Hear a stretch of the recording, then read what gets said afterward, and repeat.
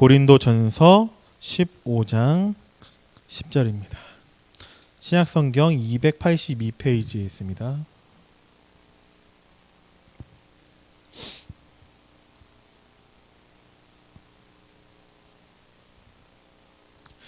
고린도전서 15장 10절 우리 천천히 합독하겠습니다. 시작. 그러나 내가 나 된 것은 하나님의 은혜로 된 것이니 내게 주신 그의 은혜가 헛되지 아니하여 내가 모든 사도보다 더 많이 수고하였으나 내가 한 것이 아니요 오직 나와 함께 하신 하나님의 은혜로라. 아멘. 오늘 기도회 때 우리 잠깐 짧게 말씀을 나누고자 하는데 제목은 한 사람입니다.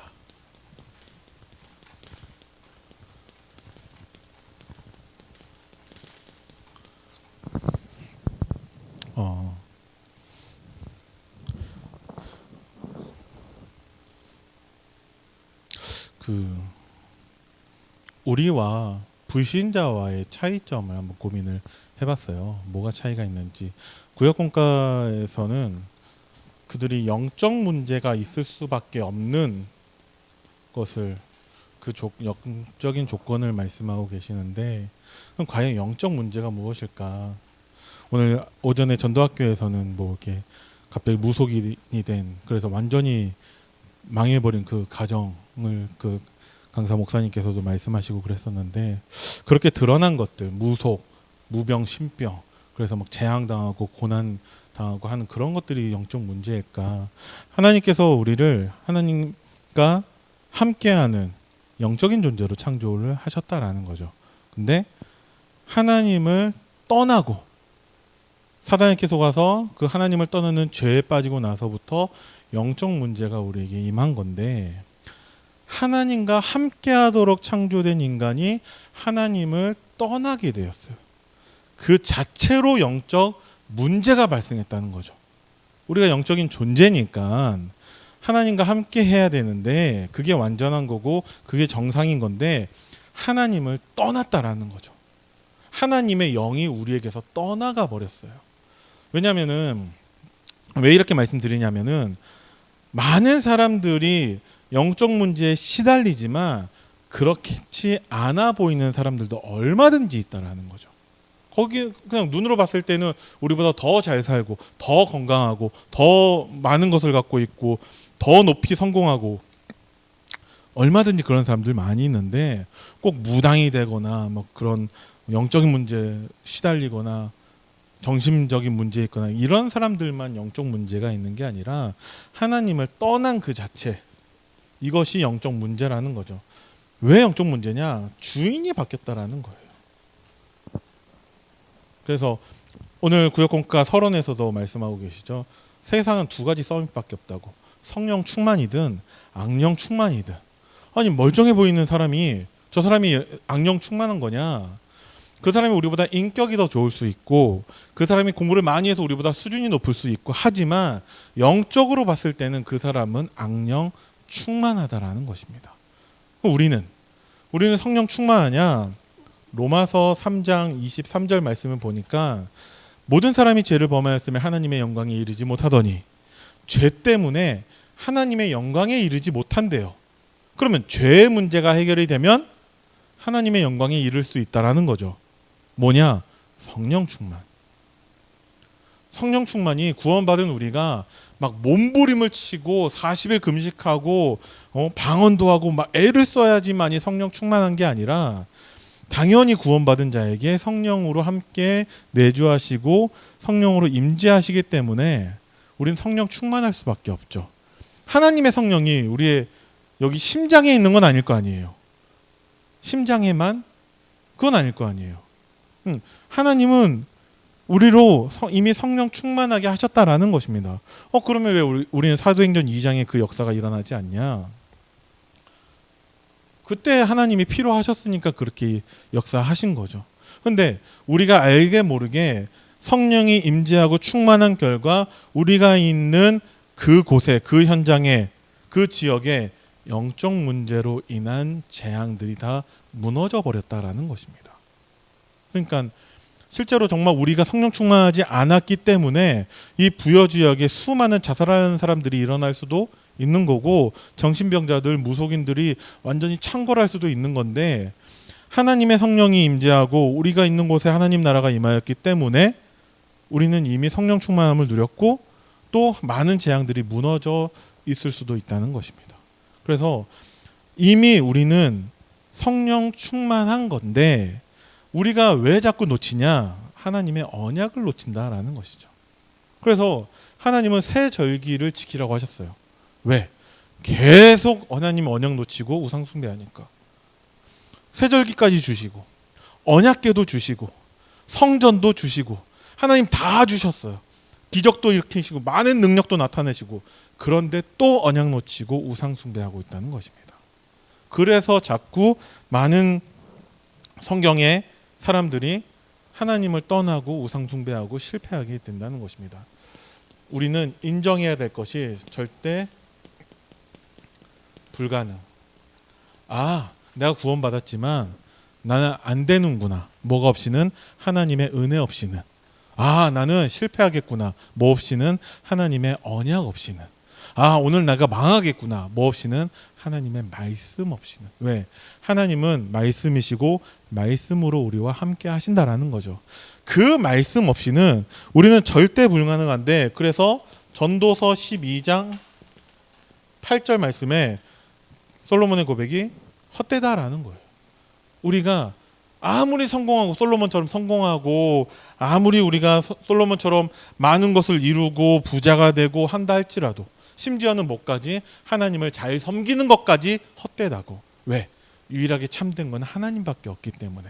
우리가 지금까지 잘 섬겼고 복음 깨달았고 언약 붙잡았고 하나님의 은혜에 감사했고, 근데 내일 이것이 보장되지 않는다라는 것을 인정해야, 그래야 우리가 또 내일 하나님의 은혜를 구할 수 있다는 것입니다. 하나님의 은혜를 찾지 않기 때문에, 하나님의 말씀이 당연히 나에게 있을 거라고 생각하기 때문에 오늘 나에게 새롭게 주시는 은혜를 놓치고 있다는 것입니다. 그리고 성경에서 하나님께서 가장 원하시는 게 예레미야서 14장 20절에 이 고백이지 않을까.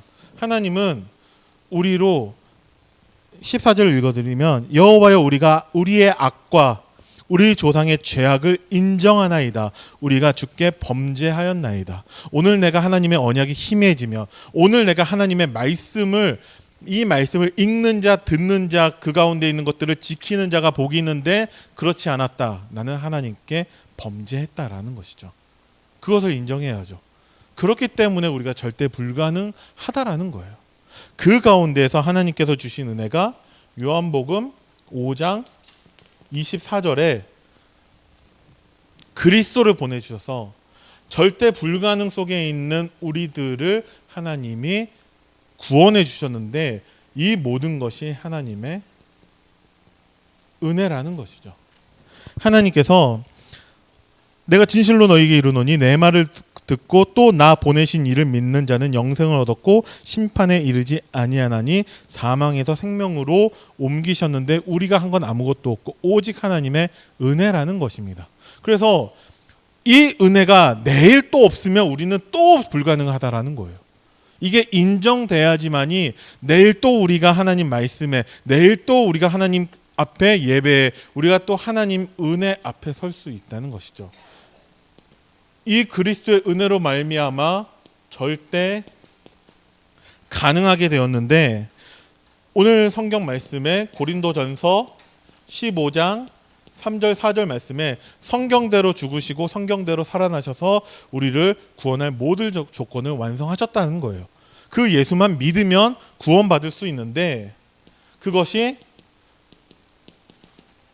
나에게까지, 이 비밀이 하나님의 은혜로 나에게까지, 나는 아무것도 한 것이 없는데 나에게까지 이것이 전달되어졌고, 이것을 믿기만 하면 구원 오는데 우리가 구원받았다는 것입니다. 그러면 구원으로 끝나는 것이 아니라 우리가 날마다 하나님의 언약 붙잡고 날마다 하나님의 말씀을 읽고 듣고 말씀 가운데 있는 것들을 지키고 우리가 정말 하나님의 언약의 여정 속에 있기만 한다면 하나님께서 우리를 구원하신 것뿐만 아니라 전도자로 하나님이 세우실 거죠. 그래서 이 모든 것이 오늘 읽었던 15장 10절에 하나님의 은혜라는 거예요.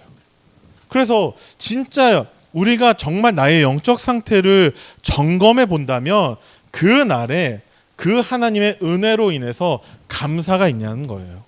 문제가 있더라도 정말 하나님의 이 은혜 속에서 감사하는 사람이 있고, 아무 문제가 없어도 전혀 감사가 없고 불평과 불만, 불신앙, 그런 사람들도 있습니다.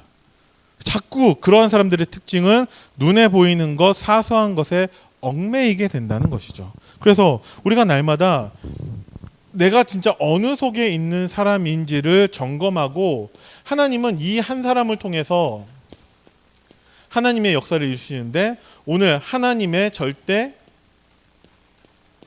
계획을 알게 하시죠.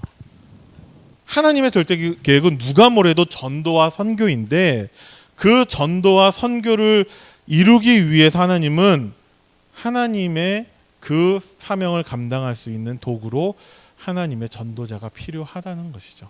그 한 사람으로 하나님이 우리를 부르셨어요. 그래서 하나님은 내가 할 수 없다는 것을 아시기 때문에 나에게 절대 능력을 더하시죠. 왜? 내가 부족하고 연약하니까. 난 말도 못하는데. 모세의 그 얘기에, 그 말에 하나님은 내가 할 말도 네 입에 주겠다고 하셨고, 네 형 아론 말 잘하지 않냐. 말 잘하는 것으로 하나님 능력이 나타나는 게 아니라, 많은 사람들이 하나님을 떠난 그 영적 문제 가운데 있는데 하나님과 함께하는 그 언약으로, 그 말씀으로 충만한 그 한 사람을 하나님은 기다리고 계신다라는 거예요. 그러면 하나님의 영이 충만하게 임하면 내가 말을 잘하게 되냐? 필요하면 하나님 그렇게 바꾸시겠죠.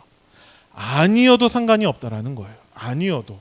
그리고 그 능력만 주시는 게 아니라 하나님의 절대 목표인 전도와 구원을 위해서 하나님의 도구로 우리가 준비되기를 원하시는데, 무엇을 해야 될지까지도 하나님이 알게 하세요.